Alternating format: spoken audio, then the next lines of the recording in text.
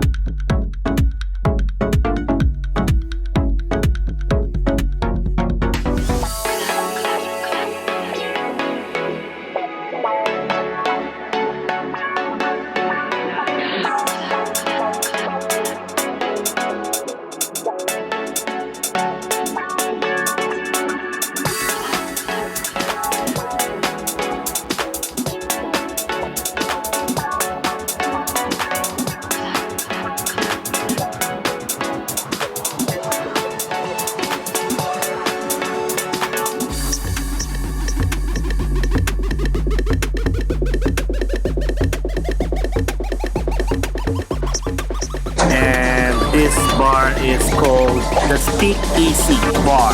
So they are open from 4:30 p.m. to 12 midnight.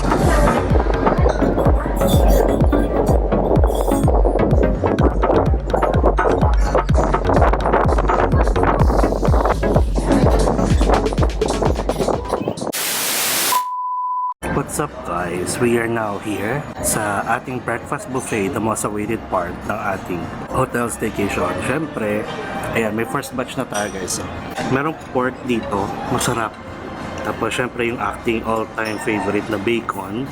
And dito guys, kapag magpo-breakfast kayo, may options kayo magpagawa ng different luto ng eggs. Pwedeng soft-boiled, pwedeng hard-boiled, pwedeng poached egg, pwedeng egg benedict. So, syempre, doon tayo sa pang-sosyal.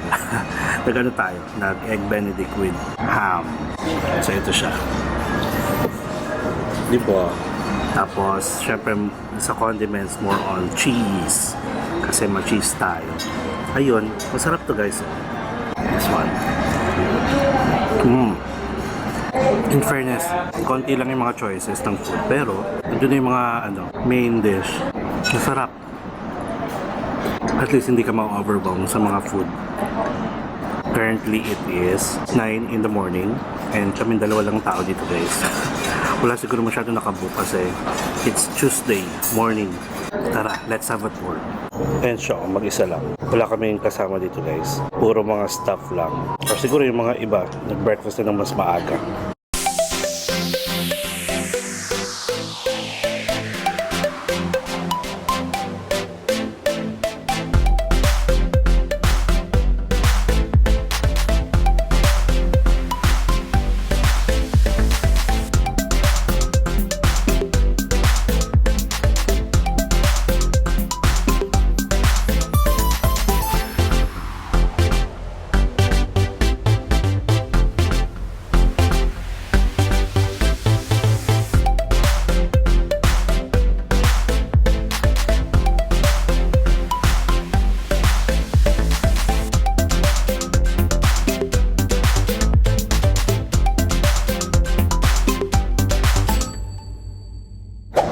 So ayan guys, may tour na tayo sa mga food na meron dito sa Hotel Muse Bangkok. So ngayon, syempre, eating time. First round, yung pork. Masarap na. Natin mo. Yan yung egg benedict. Try natin yung egg benedict. First time ko to makakatry ng egg benedict guys.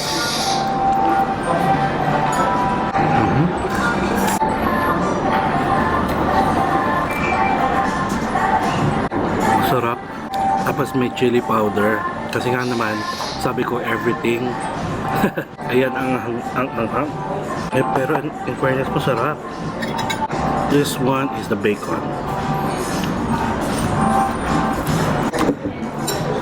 Yung bacon, pag siya lang kinain mo, sakto lang. Pero pag nilagyan mo ng rice, parang nag-ano yung lasa.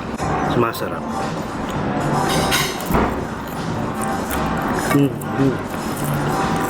Ang crunchy. Pag nandito kayo guys, parang ang lakas makasosyal. Kasi yung itsura pa lang ng restaurant, parang pang fine dining. Tapos yung mga makakasama mo talagang naka-book and tie para mga businessman. Nakakayang mag-chinelas. Pero hindi naman naka-chinelas. Naka tayo? Naka-shoes. Bet ko na yung egg benedict at saka yung bacon. Sarap yung bacon niya, di? Can I request for another egg benedict? Ham. Yeah, we have And then everything without chili.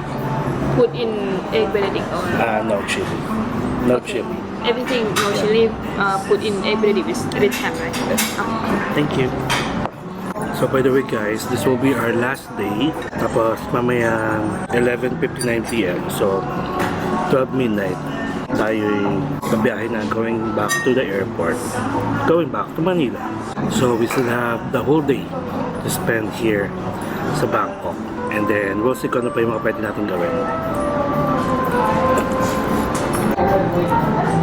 And then after breakfast, mag-hotel tour tayo. And then check out tayo ng 12.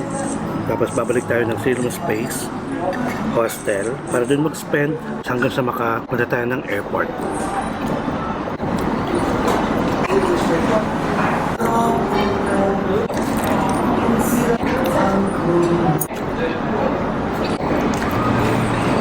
Ang breakfast dito is from 6 a.m. up to 11 a.m. Maganda nga yun kasi late na yung breakfast nila matatapos kasi yung mga tao since mahilig sa mga bar, party, baka puyat. And may mga dumadating na. Medyo mga puyat yung mga tao guys. And currently it is 9:20 a.m. here in Bangkok. 10:20 na sa Pilipinas. Kakain pa tayo syempre. That's only the first round. And kukuha ko ng bacon, ng sausage, ng pork ulit. Okay, our next batch is kumuha tayo ng noodles. Tapos may bacon ulit tayo. Crispy bacon siya guys. Masarap pagkakaluto. Hindi siya sunog. Crispy pa rin siya. And then rice and sausage. Ay, yung pork. Kaya nakakuha ng pork. Pero anyway, we're good. I think we're good. Okay, so sakto. Bagong labas. Viber text ni BDO. Mga BDO deals kapag meron kayo mga cards ng BDO. May promo na sabi dito, experience the comfort of a premier hotel stay and save up to 50% with BDO credit card or debit card. Book your next stay at our partner hotels until December 31, 2024. O diba? 2024. So pwede na ka mag New Year doon and Christmas. So ito, you can get up to 50% off sa Crimson Philinvest Hotel Manila. You can get up to 46% off sa Citadines Millennium Ortigas, Manila. 25% off, hindi siya up to 25% off at Joy Nostalgia Hotel and Suites Manila. That's under Accor Hotel. 25% off guys sa Novotel Suites Manila at Aqua. And 15% off at the Manila Hotel. Ganyan yung ginagawa ko pag may mga promo para may ma-vlog tayo na hotel staycation. Grab the opportunity. Lalo na kung mahilig kayo mag-hotel staycation. Like us. Yan, o diba? Na ano ko lang. Na-share ko lang bigla. Siyempre, kain na ulit. Alright, so kain lang tayo guys. Then, after this, let's have the hotel tour.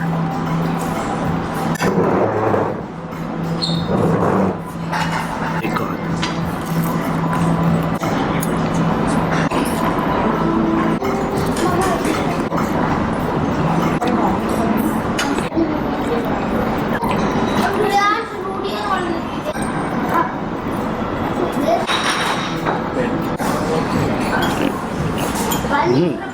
Ang kinakain natin sa MBK. Ito.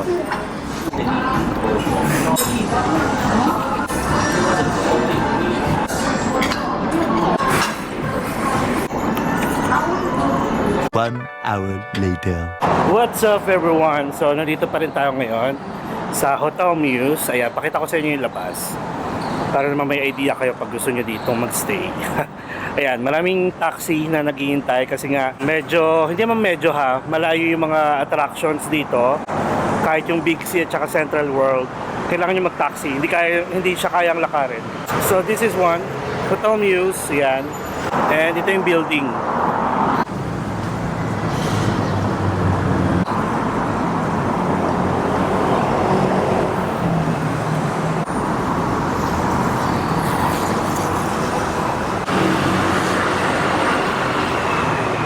So yan guys, ang Hotel Muse, yan ang logo nila. Meron silang parking dito, may parking dyan, itong exit.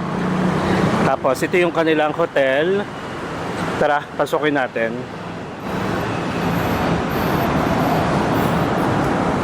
So dito yung concierge kung gusto nyo mag-request ng taxi. Pero paglabas nyo pa lang naman na dito, ayan, makikita nyo maraming taxi. May mga tuk-tuk din dyan minsan. Tapos, ayun o, parang tour. Kung gusto nyo pumunta ng floating market, drop-off area. Ito yung door nila guys, so ang cute.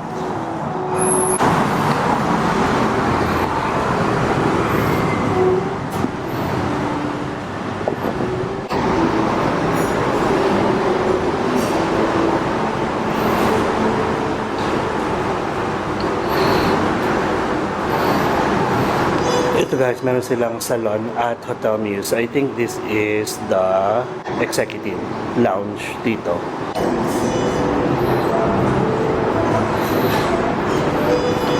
So nasa ground floor tayo guys. Ayun ang reception. Itong lobby. Tapos may elevator dito. Ayan, going down. And then meron ding stairs going down to their restaurant. Yung Medisai Kitchen and Bar, kung saan yung inyong breakfast buffet. Ayan. You can take the stairs if you want. Ayan. And then may elevator naman dito kung ayaw nyo. Tapos here is the lobby and reception. Diba? Medyo madilim yung team nung hotel.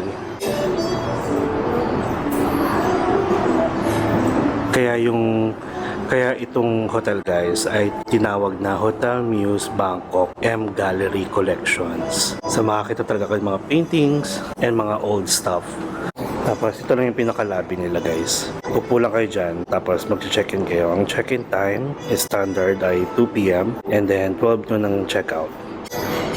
So tara, punta tayo ng ibang facilities.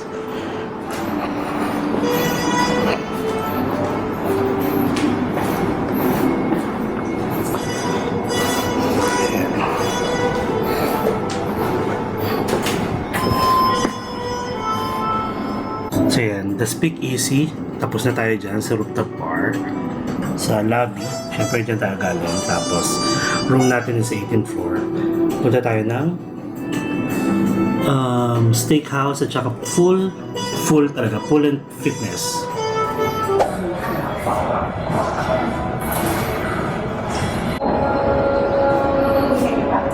Tara guys.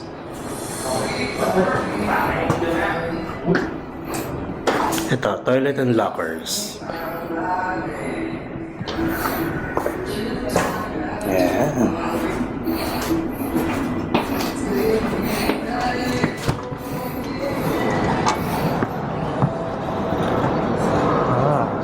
So, maliit lang guys, yung kanilang pool. Ito lang siya. Pero yung view guys, ang i-check nyo dito. Look.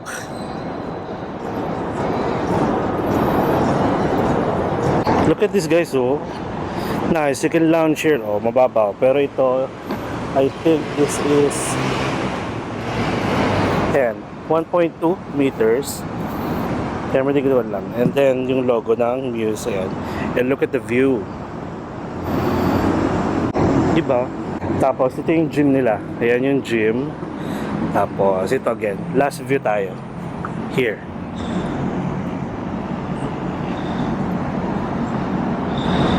Yun yung sinasabi ko sa inyo kagabi nung nasa rooftop bar tayo. Yung kanilang swimming pool din is nasa isang side lang din ng building ng hotel. Like same nung rooftop bar. Isang side lang siya. I think ito yung part na ito na pala yung nasa taas. Ayun, nandoon. Yung rooftop rooftop bar. Tapos ito lang pala yung sa ilalim niya yung swimming pool. Kasi ito yung view natin last night. Ayan. Tapos, pasok tayo ng gym, of course. So, we're done here. You can lounge habang hindi mainit kasi maganda panahon na, in fairness.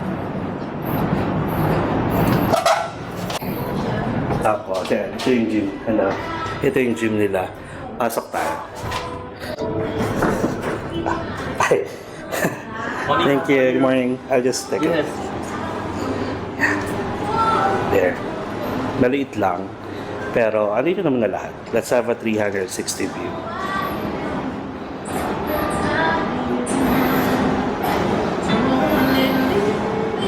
There you go. Yeah. Look. Diba? Medyo maliit, pero malamig. Ayan, tapos may nagbabantay si Kuya.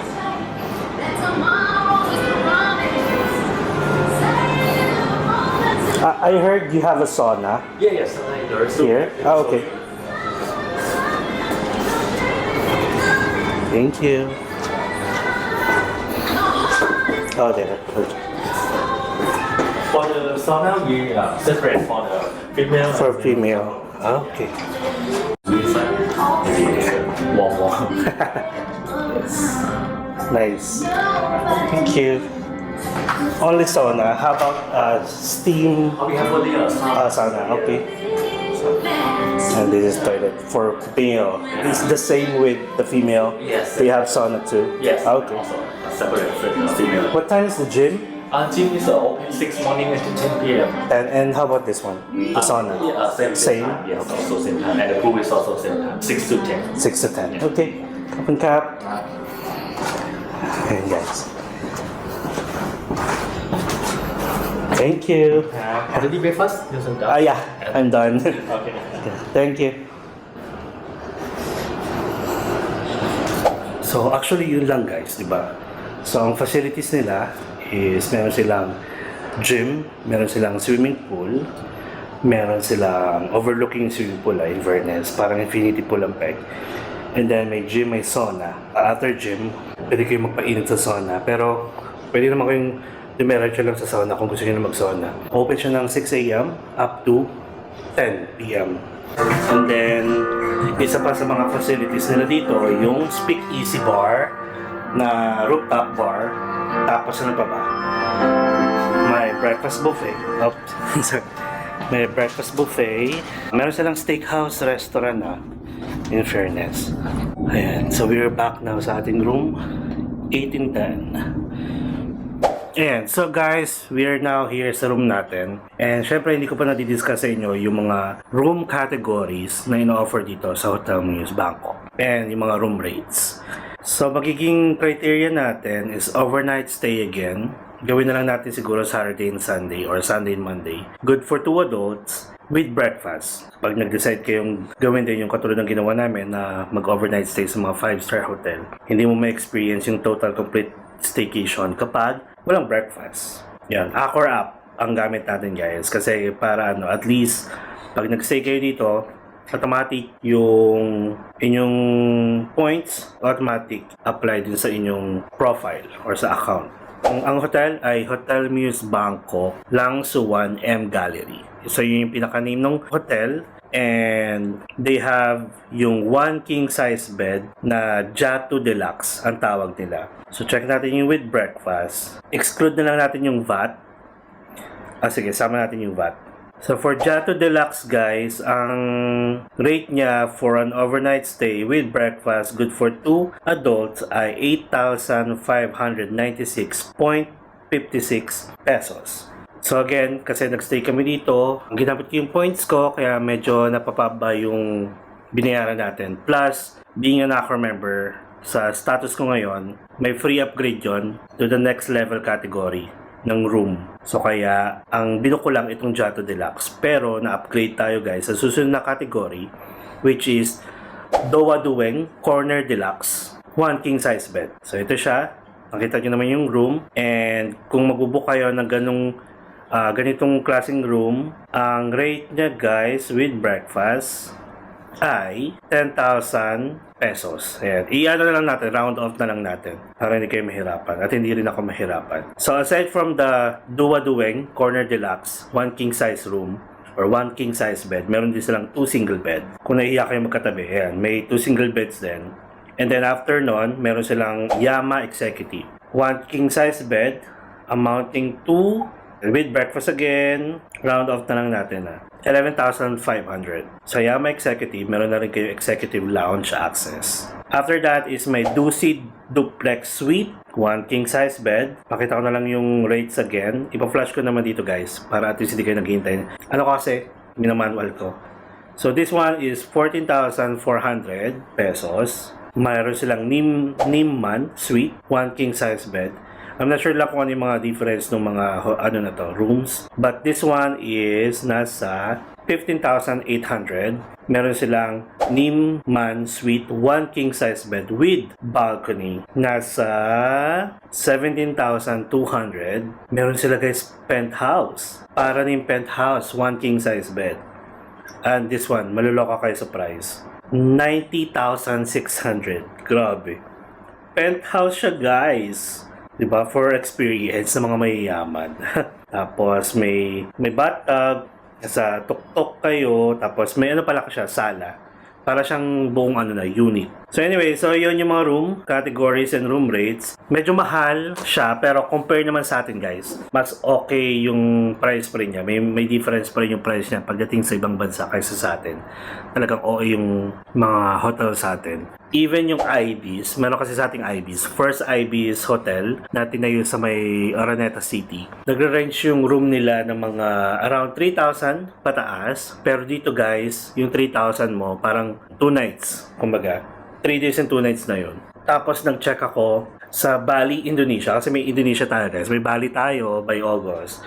Nag-check na ako agad ahead of time ng room, ng hotel sa IBs guys for 1 week. Nasa 6,000 lang total. O diba? Ganun kamura. So anyway, if you want to become an Accor member, just download their Accor app. Tapos pag nag-book kayo directly, register lang kayo for free. Tapos pag nag-book kayo any hotels under Accor, you will earn points. And then if you will dine to any Accor restaurants, you will earn points as well that you can use para malesen yung inyong bill niyo on your next stay. Pwede yun. And na-expired yung points guys. So parang 1 year lang yung validity. Kaya gamitin nyo siya. And I think Accor is good for talaga mga mahilig mag-hotel staycation, mahilig mag-travel, tapos gusto nyo mag-stay sa mga Accor hotels. Dito guys sa Bangkok, sobrang daming Accor hotels. Sa atin kasi sa Pilipinas, meron ding Muse sa atin by the way, M Gallery Hotel, meron din sa atin. Parang ganito rin yung setup ng hotel guys, interior, exterior. May rooftop bar din sila. So meron sa atin Sofitel, which is magko-close na, unfortunately. I'm not sure kung renovation or whatsoever. Meron sa ating Novotel. May Novotel Cubao, Araneta City. Meron ding Novotel Aqua sa Mandaluyong. Merong Joy Nostal sa Ortigas. Merong Swiss Hotel sa Pampanga. May Movit Peak sa Boracay at saka sa Cebu. I'm not sure kung open na yung sa Cebu. May Movit Peak din doon. May IBs sa Araneta City, kaka-open lang. Fairmont sa Makati. And then, Raffles, Makati. Ayun. So yun guys, na-try na natin yung Fairmont. Pero hindi pa ako nagba-vlog doon. Maganda rin. May bathtub sila.